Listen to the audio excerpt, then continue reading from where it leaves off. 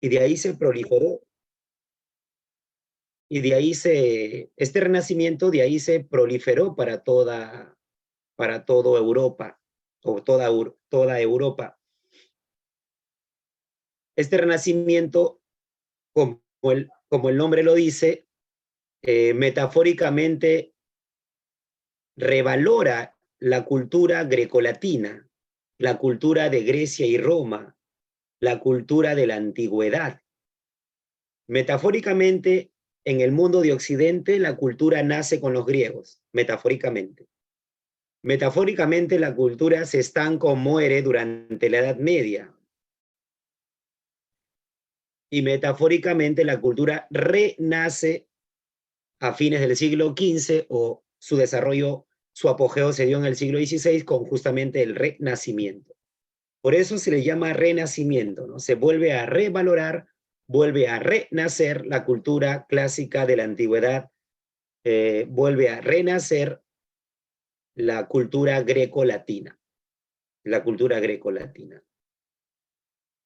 Este renacimiento tuvo una base filosófica que fue el humanismo de Francesco Petrarca, de Dante Alighieri, pero también tuvo una base social que fue el ascenso de la burguesía como una nueva clase social.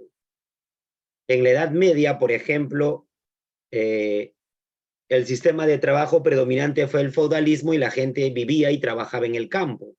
Pero a finales de la Edad Media o a mediados de la Edad Media, la gente empieza a abandonar el campo y a trasladarse a la ciudad. Y llegó un momento en que ya surge una nueva clase social llamada la burguesía, quien lo administra el burgomaestre, que hoy en día conocemos como el alcalde. El Renacimiento gira en torno al ser humano, en oposición al medievalismo. Si el Renacimiento tiene como centro de atención y centro de estudio al ser humano, al hombre, su característica sería antropocentrista. Cuando la cultura o el centro de atención, el centro de estudio, es el ser humano, el hombre, se llama antropocentrismo. En cambio, en la Edad Media, el centro de atención o el centro de estudio era Dios. La Edad Media, por el contrario, fue teocentrista. El Renacimiento se opone al teocentrismo medieval.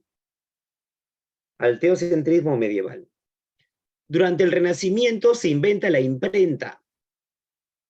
Y la imprenta favoreció la difusión masiva de las ideas, de los libros, de las obras grecolatinas, que durante la Edad Media se había prohibido. Es decir, que dentro de las características más relevantes del Renacimiento están: revalora la cultura grecolatina, antropocentrista, se inventa la imprenta, lo que promueve la difusión de las obras grecolatinas, racional. El hombre ya no es medido por su fe, sino que el ser humano es medido por su conocimiento, por su razón, por su cultura. Se da una gran revolución cultural como también se da un gran avance científico. Se inventa el astrolabio, se inventa la brújula que facilitó a los navegantes hurgar en el mundo, descubrir nuevos continentes, por ejemplo. Durante el Renacimiento también se inventa un nuevo género literario o extraliterario conocido como el ensayo. Este fue un invento del francés Michel de Montaigne. Su obra se llamó justamente Ensayos. Durante el Renacimiento también se inventa, se crea el poema épico heroico, que es una especie del género épico. Profesor, ¿y qué representantes hubo durante este Renacimiento europeo? Por ejemplo, en Italia tenemos a Nicolás Maquiavelo con El Príncipe,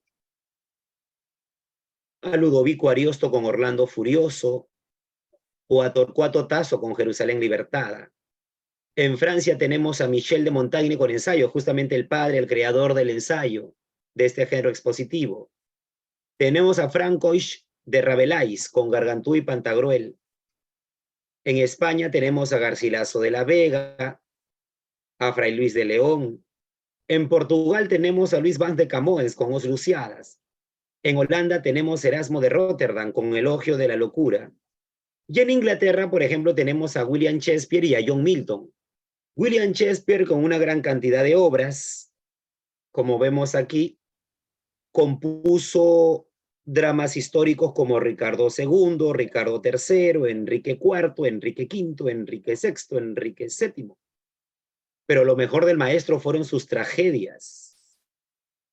Y en cada tragedia tocó un arquetipo humano.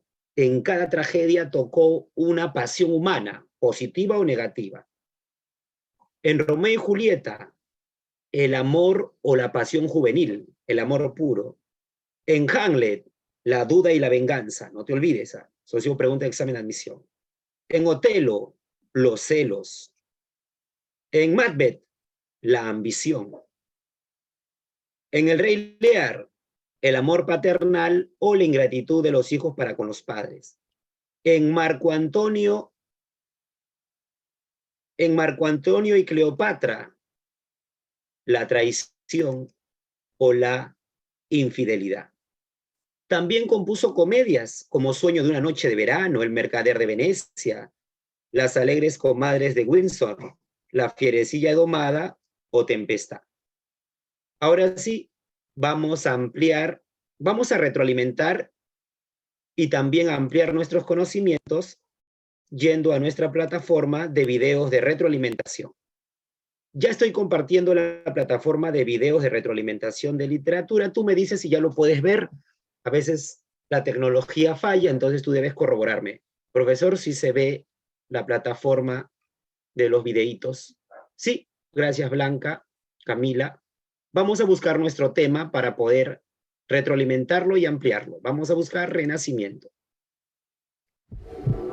Hoy vamos a ver dos temas para que el tiempo lo permita. Vamos a ver renacimiento. Si creías que todo estaba bien con tu plan, compáralo con los nuevos planes de Entel. Resolver algunas preguntas, ¿ya? Hola amigos de YouTube, continuando con los videos de literatura universal, hoy veremos la época que inicia la Edad Moderna. Si alcanza a ver el video para retrocederlo, siempre confírmame ya. Permanentemente, cuando compartimos un video, tenemos que estar corroborando si ustedes lo ven y lo escuchan. Se escucha y se ve ya. Ya lo retrocedí, ahora sí lo dejo correr. Consejo de amigo, consejo de Alexander Villalobos, tu amigo. Siempre tengo una libretita o un cuadernito de apuntes literarios. Las diapositivas te las vamos a compartir, son para ti. Pero eso no impide de que tú agregues más información, que lo puedas enriquecer. ¿Sí? Estas clases no son totalizadoras, sino es la oportunidad para que tú puedas ampliar tu conocimiento y puedas leer. Bienvenidos al mundo del Renacimiento europeo. Continuando con los videos de literatura universal, hoy veremos la época que inicia la Edad Moderna, el Renacimiento. En el siglo XVI suceden una serie de eventos que permiten generar un cambio en la sociedad de Occidente. Este proceso o paso de la Edad Media a la Edad Moderna es llamado Renacimiento, pues después de la hegemonía de la religión se retoma la cultura greco-latina y con ella el interés por la ciencia y el propio ser humano. Entre estos eventos tenemos la consolidación de la invención de la imprenta moderna, realizada por Johannes Gutenberg, el descubrimiento y posterior invasión de América. También se consolida la reforma protestante que debilita a la Iglesia Católica. El Renacimiento tiene las siguientes características. Como dijimos, se produce un avance científico y tecnológico. Además, el hombre es el centro de preocupación objetiva, lo que significa un paso del teocentrismo, en el que Dios era el centro de interés, al antropocentrismo, en el que el hombre pasa a serlo. Se observa también el predominio de la razón o racionalismo como oposición al dogmatismo de la Edad Media. El Renacimiento tuvo como base filosófica al humanismo y, como dijimos, en esta época resurge el clasicismo greco-latino, es decir, se rescata el griego y latín y se retoma el pensamiento de los clásicos griegos. En su expresión literaria se puede ver una predilección por la naturaleza, además de la expresión de temas amorosos con una amada idealizada. También prima el goce de la vida terrenal sobre la vida del sufrimiento con fines celestiales. Entre los principales exponentes de la literatura renacentista podemos mencionar a Dante, Petrarca y Boccaccio como precursores. Rotterdam con su Elogio a la locura, obra en la cual se hace una ironía del cristianismo mediante la locura, estulticia o necedad. Maquiavelo, quien en su obra El Príncipe describe el mundo político con sus estrategias y su moral relativa con el objeto de poseer el poder. El gran poeta español Garcilaso de la Vega, influenciado por el petrarquismo y los poetas latinos. Miguel de Cervantes, autor de la obra universal Don Quijote de la Mancha, considerada la primera novela moderna. Montaigne, autor y creador de los ensayos, que eran textos de análisis y opinión sobre un tema determinado haciendo uso de la razón. Rabelais, autor de Gargantúa y Pantagruel. El poeta inglés Spenser, quien al igual que Garcilaso, es influenciado por los poetas de la antigua Roma. En esta época se hace presente también el dramaturgo William Shakespeare, quien recogió la literatura tradicional y escribió Hamlet y Romeo y Julieta. Es en el Renacimiento, en la época en que el libro se masifica con el invento de la imprenta, lo que tiene un gran significado en la cultura. Asimismo, la ciencia empieza a avanzar con agilidad, con personajes como Bacon y el empirismo, Copérnico con su teoría heliocéntrica o Galileo Galilei enjuiciado por la Santa Inquisición. La pintura se presenta con Leonardo da Vinci y Miguel Ángel con el dominio de la perspectiva y proporción en temas religiosos, naturales y humanos. En la religión sobresale Martín Lutero, quien lidera el protestantismo, movimiento que debilitaría a la Iglesia Católica, que predominaba en la Edad Media. Finalmente diremos que la literatura y la cultura renacentista gradualmente dejan de girar en torno a Dios y son más una expresión renovadora del ser humano mirando su propia realidad e individualidad. Gracias por ver este video. Muy bien. Ese ha sido nuestro primer video de retroalimentación para que tengas varias opciones de aprendizaje. Volvemos a nuestra diapositiva. Digo nuestras porque son tuyas también. Las hago para ti, así que estas diapositivas las vas a poder solicitar a la institución. Nuestro primer invitado hoy va a ser William Shakespeare. Nuestro primer invitado hoy va a ser el inglés William Shakespeare.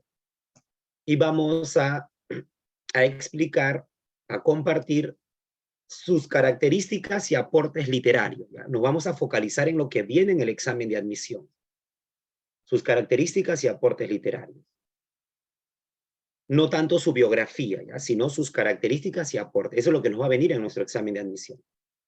William Shakespeare es reconocido por la crítica mundial como uno de los 4 genios de la literatura universal. ¿Al lado de quién?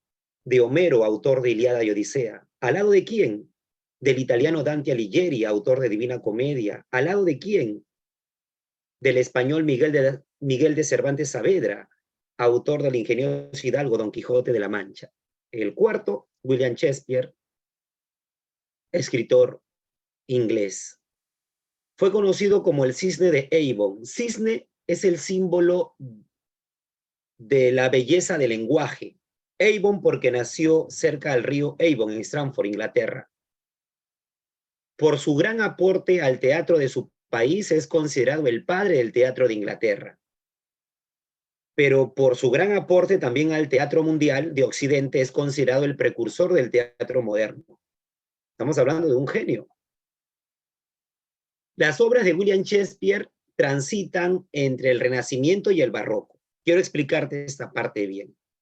Eso significa que las obras de Shakespeare no las debemos encasillar solo al movimiento renacentista, sino que hay la gran mayoría de las obras de Shakespeare también pertenecen al movimiento barroco.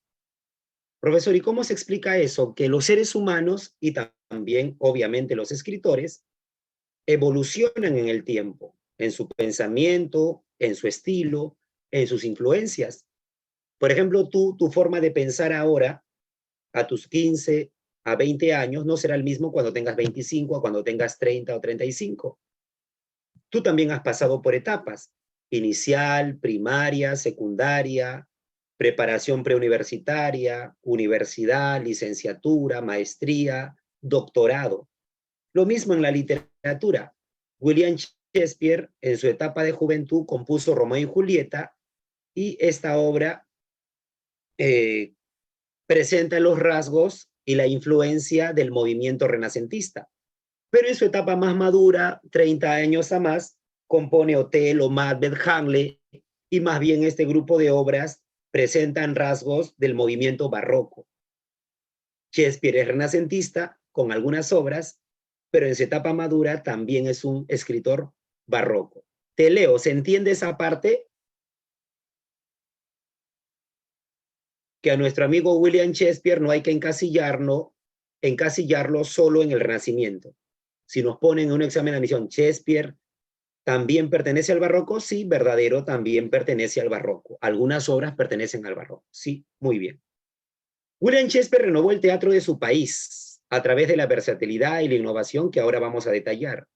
William Shakespeare, como ves, no se encasilló en un solo género y tampoco en una sola especie.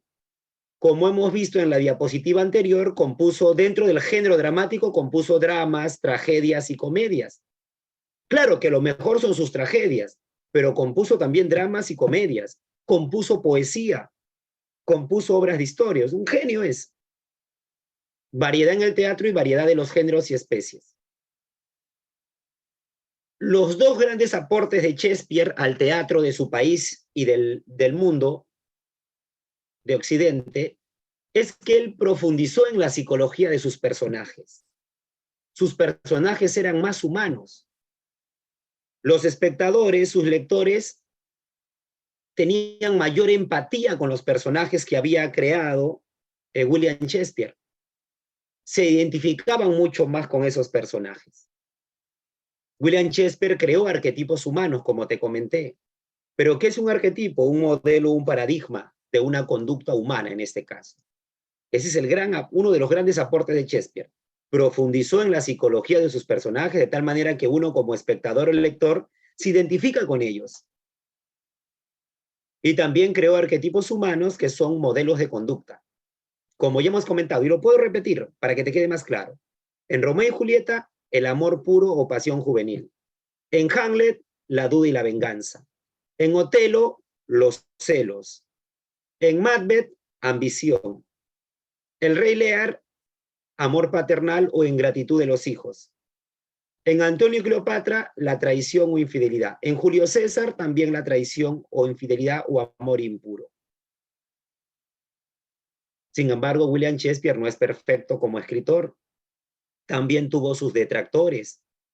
También tuvo una crítica negativa, que las obras de Shakespeare carecen de originalidad temática. ¿Qué significa eso, Alexander?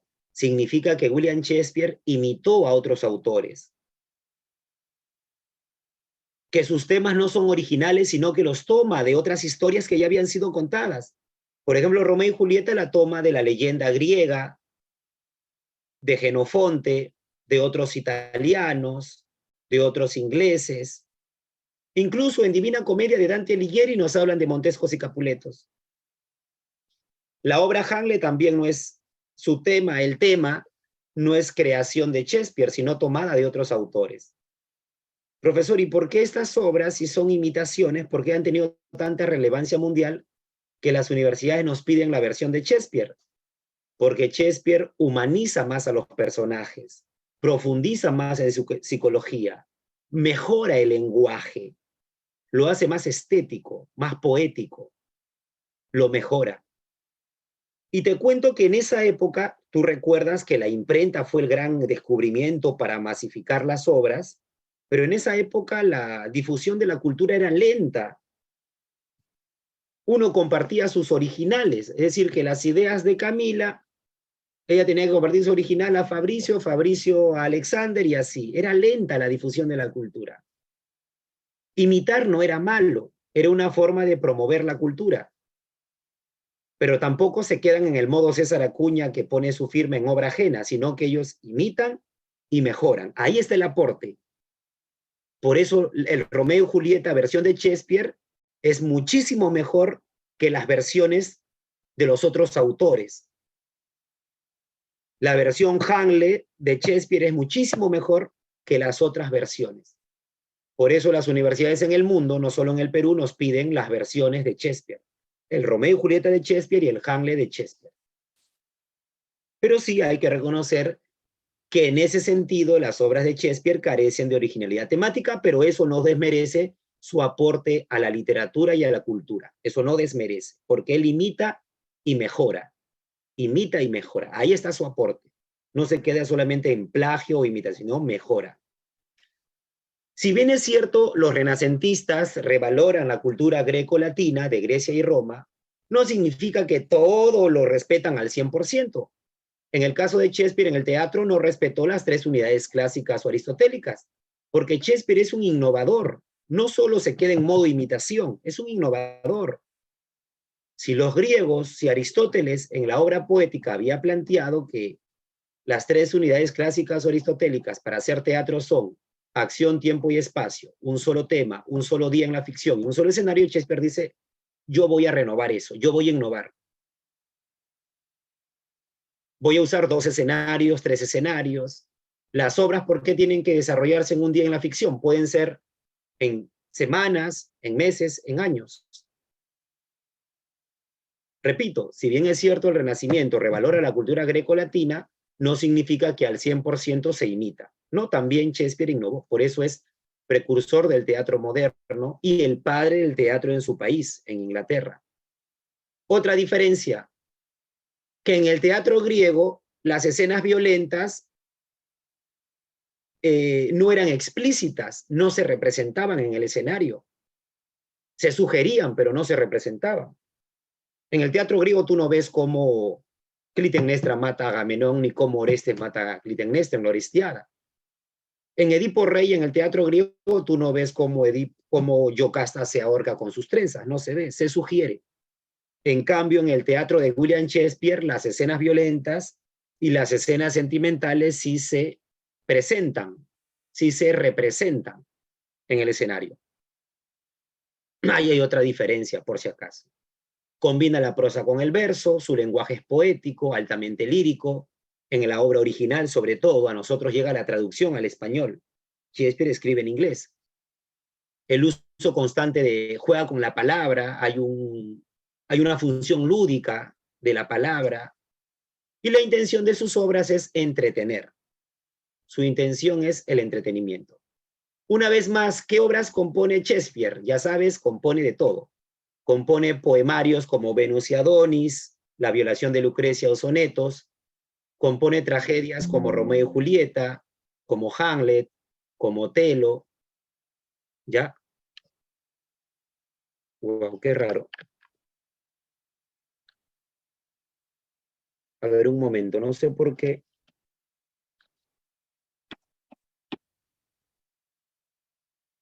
Ah, ya entendí. Ya sé cuál fue mi error. Yo decía, ¿por qué la batería de... A ver. Yo decía, ¿por qué la batería de... A ver. ¿Por qué la batería de la lacto se aparece ahí agotada y era que había conectado el enchufe de la otra computadora? Ahora sí. Te decía que él no solo compone poemarios, también compone tragedias, como ya sabes, Romeo y Julieta, Hamlet, Otelo, Macbeth, El Rey Lear. Pero también compone comedias como, ya te he comentado, El Mercader de Venecia, La Tempestad, La Fierecilla Domada, Las Alegres Comadres de Windsor.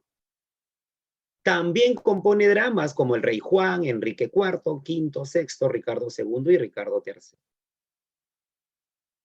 Y la obra que nos pide la universidad es Romeo y Julieta. Esta obra pertenece al género dramático, es decir, que es una obra que ha sido compuesta para ser representada en un escenario. Su especie es la tragedia, es decir, que se representan hechos violentos, muertes, dividida en 5 actos, rompe con la unidad del espacio, porque usa 2 escenarios, Verona y Mantua. Verona principalmente y Mantua cuando Romeo es desterrado. Su lenguaje es altamente lírico y con abundantes metáforas. Profesor, ¿y cuál es el tema principal de la obra? El amor. La pasión juvenil, el amor que sobrepasa los obstáculos sociales. A pesar que las familias Montescos y Capuleto se odian, estos adolescentes se aman. A pesar que los padres promueven el odio entre ellos se aman, se enamoran, se aman y lo dan todo. El amor supera los obstáculos sociales, las barreras sociales. ¿Qué otros temas complementarios encontramos? El odio entre familias, Montescos contra Capuleto, las rivalidades políticas, las luchas por el poder, el autoritarismo de los padres.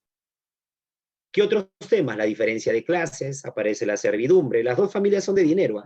Tanto Montesco como Capuleto son familias de dinero, sino que quieren destacar mucho más. Ya vanidad ya. La inconstancia o volubilidad amorosa. Romeo inicialmente está enamorado de Rosalía, pero en la fiesta conoce a Julieta. Y ahí se ve que a veces el amor en los adolescentes es voluble. Un día se enamoran de una persona, a la semana o al mes de otra persona. Eso se llama volubilidad amorosa. Rebeldía de los jóvenes, según los padres deben odiarse, pero ellos se aman. Las convenciones sociales. Los padres de Julieta, los señores Capuleto, la quieren obligar a casarse con un hombre a quien no aman. Y todo por mejorar su poder en Verona. Esa es una convención, acuerdos sociales. La amistad que hay, por ejemplo, entre Romeo y Mercutio. Hay una crítica a la iglesia, al clero, ¿no? Fray Lorenzo y Fray Juan representan ello, de casar a dos adolescentes de manera clandestina, de ser alcahuetes de estos dos adolescentes. La fatalidad, que es la muerte, el suicidio, y la reconciliación, ¿no? Que se impone al final la razón. Te presento a los personajes. La familia Montesco está conformada por el señor Montesco y la señora Montesco. No tienen nombre propio en la obra, no es que me haya olvidado. Tienen un hijo único, Romeo Alexander Montesco Villalobos, ahí está. Romeo Alexander Montesco Villalobos, de 16 años. Un sobrino, Benvolio Montesco, que es el personaje racional de la obra. Un mejor amigo, que es Mercutio, o Mercurio, el amigo de Romeo Montesco. Criados que también son amigos, como Baltasar y Abraham. La familia Capuleto está conformada por el señor Capuleto y la señora Capuleto, no tienen nombre propio. Una hija única, Julieta Capuleto, de 13, pero a días de cumplir 14 en la fiesta.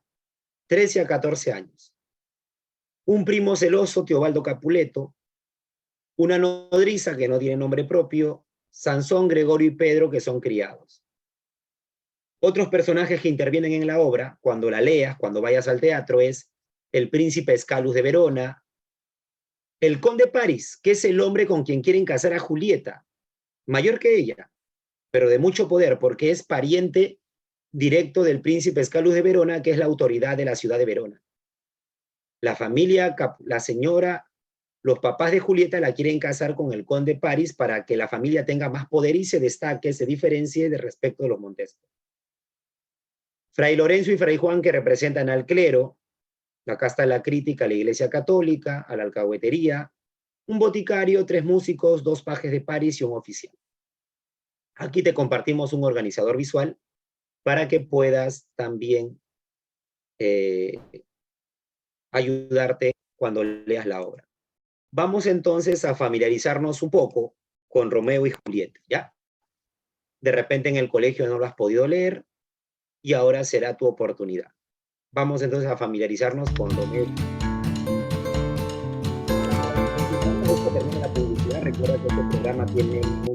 Hola amigos de YouTube, hoy veremos la trágica historia de Romeo y Julieta. Para retrocederlo. La historia ambientada en Verona empieza con una trifulca. Gracias, Yaneli. Gracias, Sebastián. Voy a retrocederlo. Si algún aspecto relevante encuentras, lo anexas a tu cuadernito de apuntes. Ya, ahora sí voy a dejar correr el video de manera completa para poder familiarizarnos con la obra. El tiempo es cruel, ¿eh? Sin querer Ya son las 9:03 de la noche, ¿no? ¿Cómo es la hora? Pero tenemos que seguir. Tenemos que seguir porque nos espera el romanticismo y nuestro segundo invitado. Seguimos. De YouTube, hoy veremos la trágica historia de Romeo y Julieta. La historia ambientada en Verona empieza con una trifulca entre los integrantes de las familias enemigas Montesco y Capuleto, la cual es finalmente impedida por el príncipe, quien les advierte que no permitirá más peleas. Romeo le confiesa a su amigo Benvolio que está triste porque su amada Rosalinda no le corresponde. Por otro lado, Paris le pide al señor Capuleto la mano de su hija Julieta. Este acepta y prepara una fiesta de máscaras. Benvolio y Romeo se enteran de dicha fiesta y junto con Mercucio deciden ir para que Romeo olvide a Rosalinda. Es en esta fiesta donde Romeo conoce a Julieta y se enamora de ella a primera vista, olvidando por completo a Rosalinda. Ambos también se enteran después de conocerse de que son de las familias enemigas.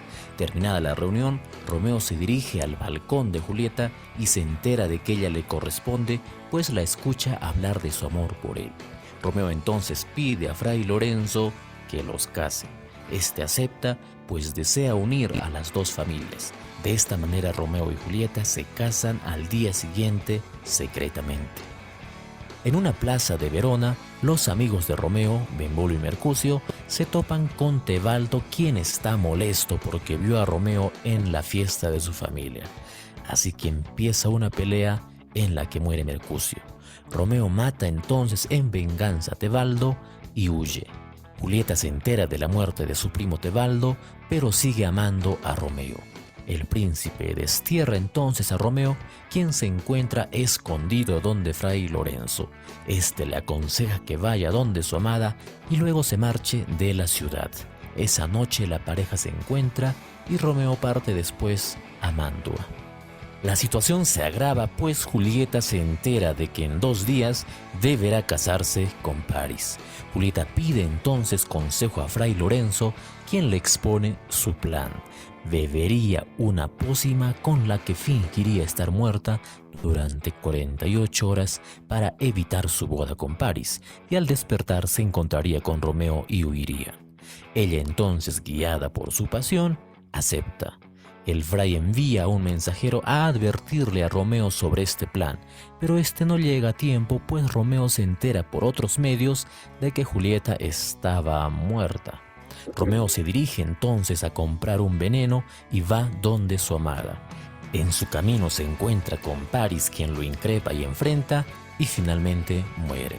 Romeo finalmente ve a Julieta aparentemente muerta y se quita la vida. Julieta al despertar ve a su amado muerto y decide insertarse una daga en el pecho. Finalmente todos ven esta escena y Fray Lorenzo les explica el motivo de la tragedia. Las familias se reconcilian. Estas son las características de la obra. La historia es absurda y cargada de un amor superficial. Los adolescentes carecen de racionalidad. Repentinamente Romeo olvida a Rosalinda, conoce a Julieta, ambos se aman después de verse y se casan al día siguiente. Se retrata la tragedia que desencadenan las acciones cargadas de puro sentimiento pasional, ese amor candoroso que tropieza y deja muertos en su camino. Como vimos en el video anterior, Shakespeare no inventó esta historia. Esta proviene de la tradición griega y medieval, aunque está más directamente inspirada en un poema de Arthur Brock. Shakespeare consigue en su obra cierta empatía hacia los amantes y les da el sentido dramáticamente trágico. Es por esto que para muchos es la historia de amor más popular y quizá la mejor tragedia escrita, aunque para la mayoría esta obra se encuentra por debajo de las tragedias mayores del autor, que son Hamlet, Otelo, Macbeth o El Rey Lear. Nos llama la atención las edades. Romeo tiene 16 y Julieta solo 13 años. Esta peculiaridad les da una pasión inocente e inusual a los personajes. Esta vulnerabilidad lleva a Julieta a entregarse al amor y al suicidio. En cuanto a su forma, podemos decir que se utiliza el lirismo a través de sonetos y rimas. Además, destacan los recursos retóricos como el oxímoron. El lenguaje va de la mano con el sentido de la narración y destacan los contrastes. A veces es solemne, otras veces intimista, o cuando hablan los criados el lenguaje cambia a coloquial. En Romeo y Julieta no se percibe una tragedia buscada o justificada, es más bien una tragedia como producto del azar o del destino. A diferencia de Hamlet o Macbeth, en esta obra la tragedia no llega por factores internos de los conflictos de los personajes, sino por factores externos. Sin duda, Romeo y Julieta es el arquetipo popular del amor apasionado y trágico. Para muchos, el amor ideal, aunque al pasar sus páginas se descubre un amor exaltado, frívolo y falaz. Gracias por ver. Ya está, muy bien. Ahora vamos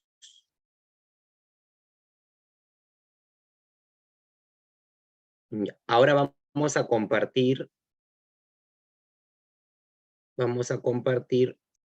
nuestra segunda diapositiva, ¿ya? Para que tengas la mayor cantidad de información.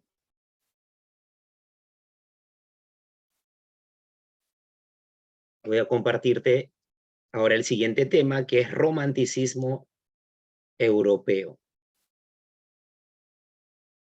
Ya está.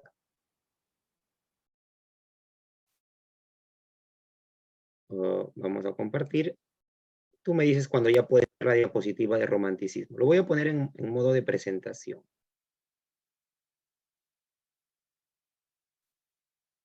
Ahí está. ¿Ya puedes ver ahí romanticismo? La diapositiva. Confirma.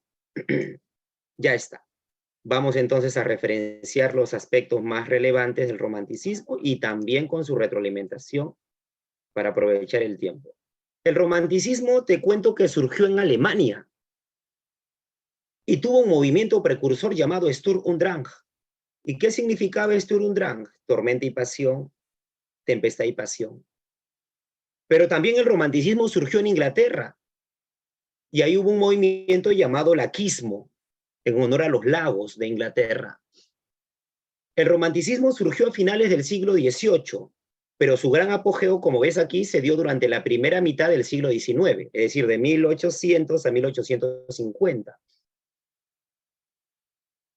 El romanticismo como movimiento literario se opuso al neoclasicismo, a la rigidez de la perspectiva literaria neoclásica, a la racionalidad del neoclasicismo.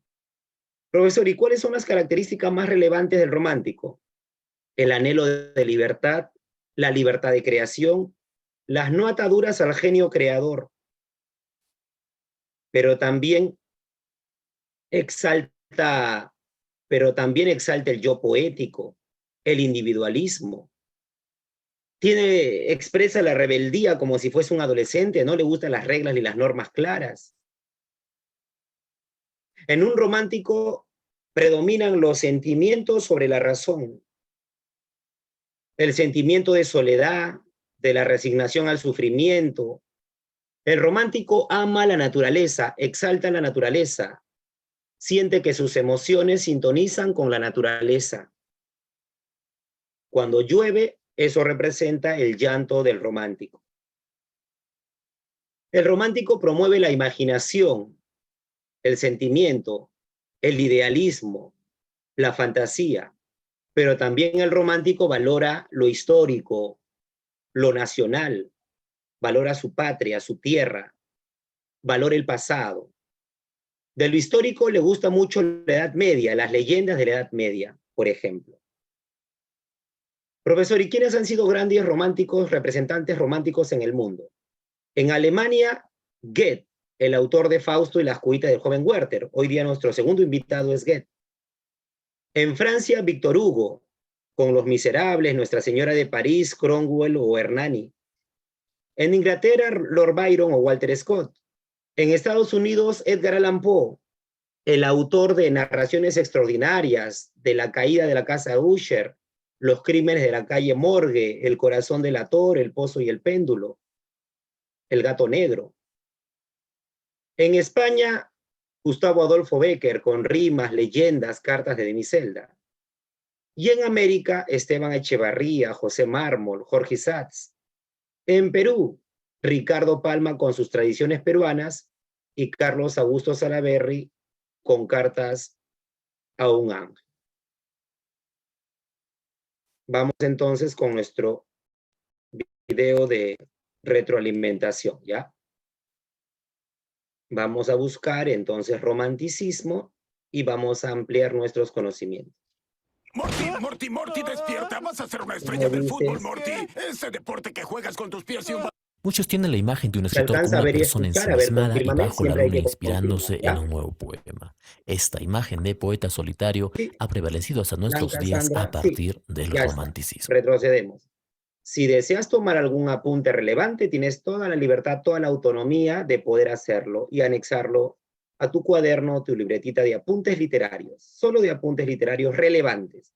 Hay que saber diferenciar entre la información relevante de la información irrelevante. Bienvenidos al romanticismo europeo.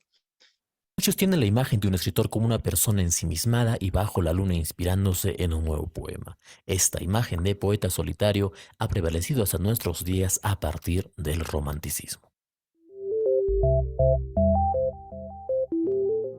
Los románticos surgen en el siglo XVIII como un movimiento llamado Sturm und Drang en Alemania y laquismo en Inglaterra. A partir de allí se extendió y abarcó toda Europa y gran parte del mundo. Se origina como oposición ante la racionalidad del neoclasicismo, pues el romanticismo busca la expresión del sentimiento. En cambio, el neoclasicismo representaba el conocimiento racional.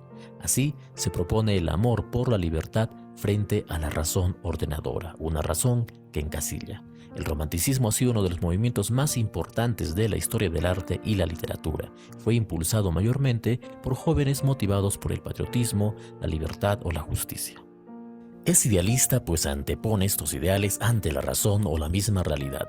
La actitud moral y sentimental de los románticos los conduce a la insatisfacción ante la vida y la sociedad. Esta insatisfacción les lleva a aislarse, lo que provoca en ellos individualismo. Es por lo tanto muy subjetivo. El escritor se interesa en sí mismo o en su yo romántico. Este aislamiento le conduce a la búsqueda de la naturaleza, una naturaleza idealizada. Su individualismo y soledad hacen que el romántico prefiera lo natural antes que lo industrial o artificial, o el paisaje antes que la urbe. La imaginación del romántico provoca escapismo, pues rechaza la realidad y centra su interés en la imaginación y la sensibilidad personal. Le permite además evadirse de la realidad y tender hacia un mundo de ensueños ideal aunque difuso. Explora nuevos escenarios como la fantasía, el misterio e incluso lo grotesco, lo horroroso o lo sangriento. Además, el romántico prefiere lo nacional y lo popular y tiene también como ideal el patriotismo. Así, la tradición popular es muchas veces su fuente de inspiración. Diremos entonces que el romanticismo tiene las siguientes características: rebeldía ante la razón, ansia de libertad y ruptura de normas convencionales, individualismo y subjetivismo, soledad y gusto por la naturaleza, imaginación y sentimiento, y valoración de lo nacional y la tradición popular. Como principales representantes de este movimiento tenemos en Francia a Víctor Hugo con sus obras Nuestra Señora de París o Los Miserables. En Inglaterra tenemos al poeta Lord Byron con su poema autobiográfico Las Peregrinaciones de Childe Harold. Resalta también Walter Scott con su novela Ivanhoe. En Estados Unidos encontramos a Edgar Allan Poe con sus narraciones extraordinarias que exploran el terror y el misterio. También sobresale Walt Whitman con su libro de poemas Hojas de hierba. En Alemania destacan Schiller con Guillermo Tell y Goethe, uno de los más grandes románticos europeos y líder del movimiento Sturm und Drang, el cual, como vimos, dio origen al romanticismo. Fue autor de Fausto y las desventuras del joven Werther. Los argumentos de estas obras nos muestran a un escritor que no pretende cambiar la realidad con el conocimiento o con la ciencia. Su rebeldía es más bien contra esta razón ordenadora. Así, el artista evade la sociedad para ejercer su libertad. El romanticismo ha sido uno de los periodos culturales que parece haber creado nuestro concepto de literatura. El idealismo individualista e irracionalista, el ideal del arte o el arte como fe, ha dispuesto la belleza como un verdadero fin, un arte sin norma como medida.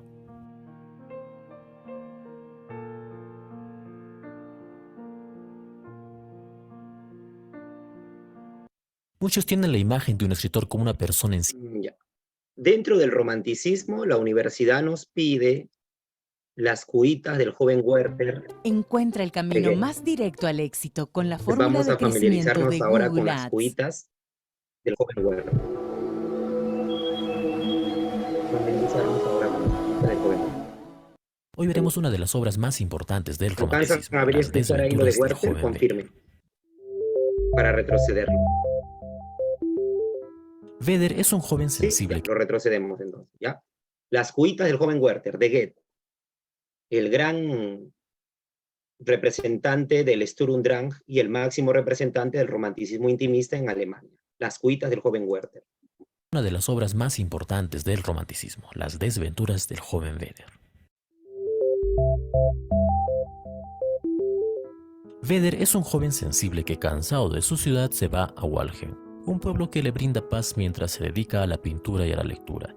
En este lugar se siente feliz rodeado por la naturaleza y por la sencillez de la gente. Un día es invitado a una fiesta en donde conoce a Lot, una mujer que cuidaba a sus hermanos menores. Vedder la ve y se enamora perdidamente de ella, pero Lot está comprometida con un joven llamado Albert, quien estaba de viaje. El joven enamorado frecuenta a Lot. En sus cartas habla de ella como un ángel y como una mujer perfecta. Albert regresa de su viaje. Vedder tiene una buena imagen de él y se hacen amigos, lo que permite que siga viendo a Lot. Su sufrimiento interno al no poder estar con Lot hace que se vaya del lugar a trabajar como diplomático. En estos pasajes describe al embajador con quien trabaja como una persona detestable, lo que provoca que Vedder renuncie. En su estadía se entera que Lot se ha casado con Albert. Vedder no puede olvidar a Lot y decide regresar a Walheim a visitarla. Ella ya está casada con Albert, quien lo trata fríamente. La relación se vuelve peligrosa y estos momentos son muy duros para él, pues no puede soportar que la mujer a quien ama no pueda estar con él. Lot finalmente le pide que se vaya. En un último encuentro antes de Navidad, ambos leen un poema de Ossian y en un arranque de pasión, Vedder besa a Lot. Ella accede unos segundos, pero después reacciona y le pide que se vaya. Al joven amante le consume la tristeza por no poder estar con su amada y decide que uno de los tres debe morir. Siendo él incapaz de matar a alguien, decide quitarse la vida. Antes de consumar su plan, escribe sus cartas de despedida. En ellas pide ser enterrado al borde de un camino y con el mismo traje con el que conoció a Lot. Luego envía a su criado con Albert para pedirle prestadas 2 pistolas. Vedder las recibe y les acaricia, pues Lot las había tomado antes. Finalmente, se pega un tiro en la cabeza, pero tarda en morir. Lot se desvanece al enterarse de esto. La obra termina con el entierro de Vedder, el cual no es oficiado por un cura por tratarse de un suicidio. Esta obra es una novela epistolar, es decir, está escrita mediante cartas que el personaje principal escribe a su amigo. Esto permite que el mensaje sea más intimista y se explore la tormenta de sentimientos desde la perspectiva de quien lo padece. La primera persona propia del género epistolar hace que una obra sea subjetiva. Vedder nos abre su mundo de pasiones, sufrimientos, reflexiones y confesiones a través de sus cartas. Al revisar la vida de su autor se puede notar claramente que se trata de una obra semi-autobiográfica. Vedder es el alter ego de Goethe, quien de muy joven se enamoró de una Lot real. Aunque claro, él no llegó al suicidio, pues este hecho está más bien inspirado en la decisión de un amigo suyo. Las desventuras del joven Vedder es una obra totalmente sentimental. Su carácter epistolar y subjetivo permite al personaje desbordar sentimientos. El encuentro directo con el personaje mediante la lectura de esta novela nos muestra lo desgarrador que puede ser el amor. Después de la publicación de esta obra y su rotundo éxito que lo llevó a ser uno de los primeros bestsellers conocidos, Alemania padeció lo que se llama el efecto Vedder, que consiste en imitar al personaje de la novela. La gente imita la conducta de sus ídolos y en esta época el éxito de Vedder fue tal que lo llevó a ser el arquetipo del amante trágico. Cientos de personas se vistieron como el joven amante y muchos se quitaron la vida después de leer la novela. Goethe ya de adulto renegó de esta obra, pues muchos solo lo conocían por ella. La ola de suicidios fue rechazada rotundamente por el autor, quien más bien huye de esto e incluso escribe la obra para canalizar sus sentimientos. Por supuesto, no podemos hablar de romanticismo sin mencionar este texto, que es sin duda el que mejor representa este movimiento. La naturaleza, la sencillez, la pasión y el amor trágico están contenidos en las dramáticas cartas del joven Vedder.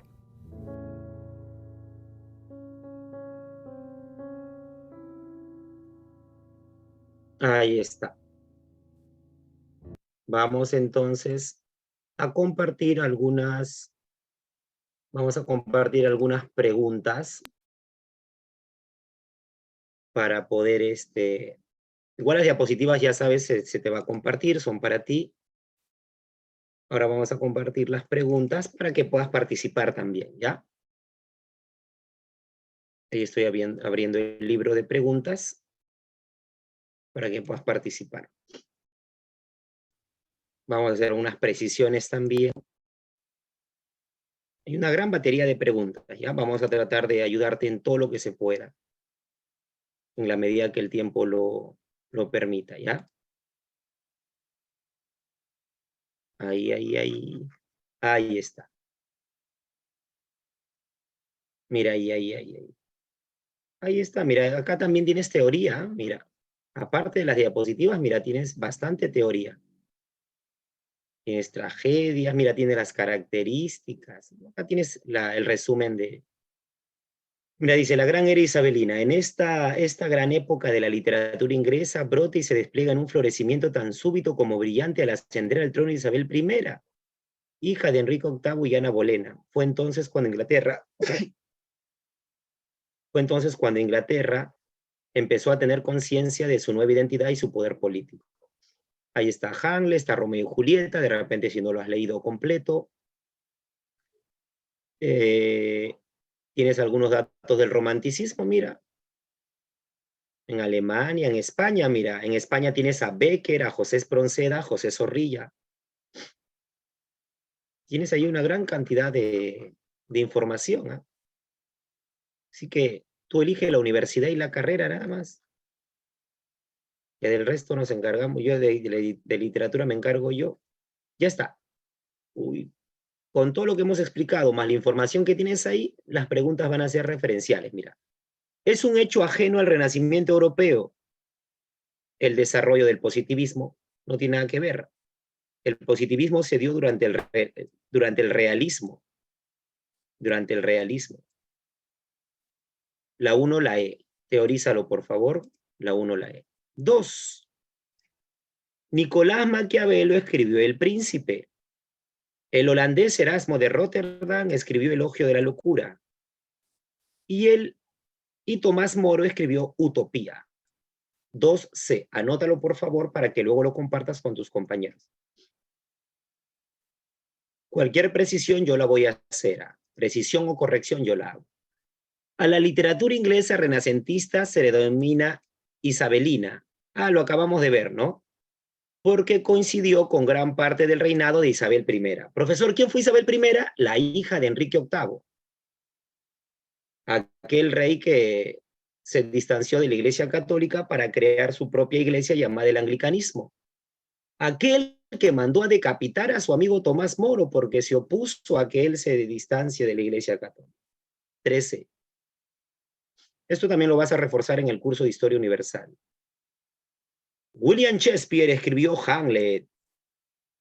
John Milton escribió El Paraíso Perdido. La B. Y Spencer, La Reina de las Hadas. La B. Ahí está. Ya está. Anótalo, por favor. 4B. Seguimos.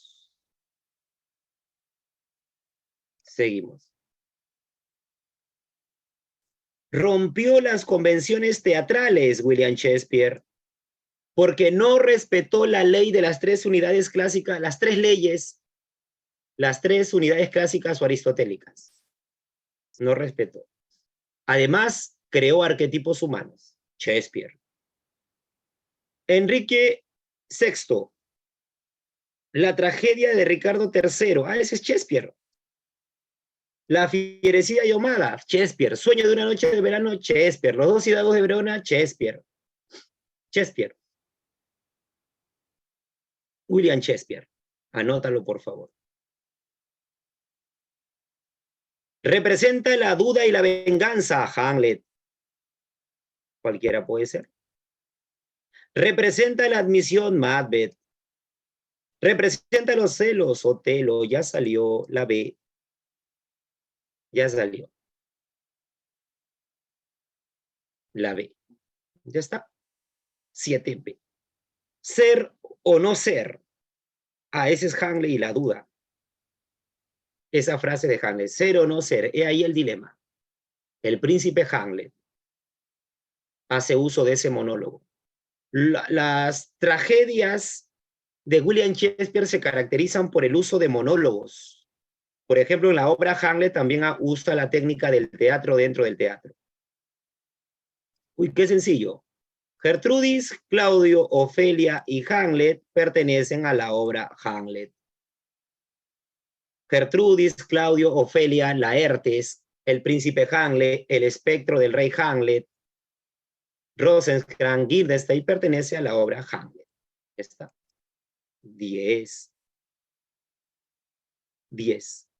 Marque lo acertado respecto al renacimiento de Inglaterra. Lo acertado. Se dio un esplendor del teatro. ¿Gracias a quién? A William Shakespeare, el padre del teatro en Inglaterra y el precursor del teatro moderno en el mundo de Occidente. Se descubre el crimen.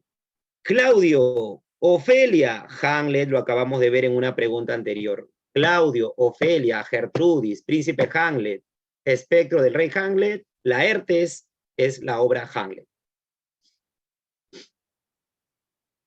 La invención de la imprenta, te lo comenté yo en las diapositivas y lo vimos en el video, en el primer video de retroalimentación del Renacimiento. La invención de la imprenta promovió acercarnos más a las obras, por ejemplo, al clasicismo, por ejemplo, al clasicismo grecolatino, prohibido en la época medieval, la C. Lirismo, ingenio, pasión, gracia, compasión, profundidad, vitalidad, sinceridad, William Shakespeare. Dramaturgo, William Shakespeare. El padre del teatro en Inglaterra, el precursor del teatro moderno en el mundo de Occidente. El carácter trágico de la obra Romeo y Julieta se inicia con la primera muerte en la obra. Y la primera muerte en la obra es cuando Teobaldo mata a Mercurio. Exacto. Muy bien, Camila. Cuando Teobaldo mata a Mercurio. Porque esto desencadena en que Romeo mate a Teobaldo. Esto desencadena el que en Príncipes Calus de Verona destierre Romeo a Mantua. Esto desencadena luego los suicidios más adelante de Romeo y Julieta. Muy bien. 15. Solo escritores del Renacimiento italiano. Poliziano, Boiardo y Ariosto. Este es inglés, ¿verdad? Aquí no va, Lutero peor. Sí, la E. Hamlet trabaja la temática de la duda. Romeo y Julieta no trabaja la traición. Macbeth trabaja la ambición. El mercader de Venecia no trabaja la ambición. Julio César, la traición. Ah, sí. La traición. Julio César, la traición. Una conclusión que podríamos obtener de Romeo y Julieta es que el amor lo supera todo. El amor supera, obviamente la muerte no, pero sí supera. Para el amor no hay barreras sociales. Por más que las familias se odiaban, ellos se enamoraron, se casaron clandestinamente, se amaron y decidieron suicidarse para poder, para que nadie los pueda separar, ni en la muerte. En Romeo y Julieta no se enteró del plan de Fray Lorenzo, porque Fray Juan nunca llegó a Mantua con la carta, debido a que había una peste en la comunidad que él pasó la noche y no lo dejaron salir. La E. Y para ir terminando, es un personaje ajeno a la obra Otelo. Estoy confirmando la obra y si está Yago, si está Rodrigo, si está Desdémona.